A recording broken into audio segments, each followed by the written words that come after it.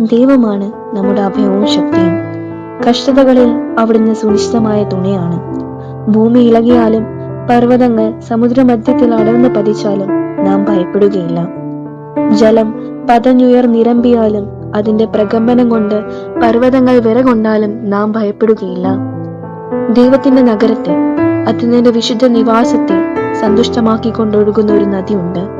ആ നഗരത്തിൽ ദൈവം വസിക്കുന്നു. അതിനെ ഇളക്കം തട്ടുകയില്ല. അതിരാവിലെ ദൈവം അതിനെ സഹായിക്കും. ജനതകൾ ക്രോധാവിഷ്ടരാകുന്നു, രാജ്യങ്ങൾ പ്രകമ്പനം കൊള്ളുന്നു. അവിടുന്ന് ശബ്ദമുയർത്തുമ്പോൾ ഭൂമി ഉരുകിപ്പോകുന്നു. സൈന്യങ്ങളുടെ കർത്താവ് നമ്മോട് കൂടെയുണ്ട്. യാക്കോബിന്റെ ദൈവമാണ് നമ്മുടെ അഭയം. വരുവിൻ, കർത്താവിന്റെ പ്രവൃത്തികൾ കാണുവിൻ. അവിടുന്ന് ഭൂമിയെ എങ്ങനെ ശൂന്യമാക്കിയിരിക്കുന്നു എന്ന് കാണുവിൻ. അവിടുന്ന് ഭൂമിയുടെ അതിർത്തിയോളം യുദ്ധമില്ലാതാക്കുന്നു. അവിടുന്ന് വില്ലൊടിക്കുകയും കുന്തം തകർക്കുകയും ചെയ്യുന്നു. രഥങ്ങളെ അഗ്നിക്കിരയാക്കുന്നു. ശാന്തമാവുക, ഞാൻ ദൈവമാണെന്ന് അറിയുക. ഞാൻ ജനങ്ങളുടെ ഇടയിൽ ഉന്നതനാണ്.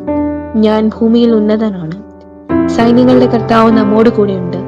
യാക്കോബിന്റെ ദൈവമാണ് നമ്മുടെ അഭയം.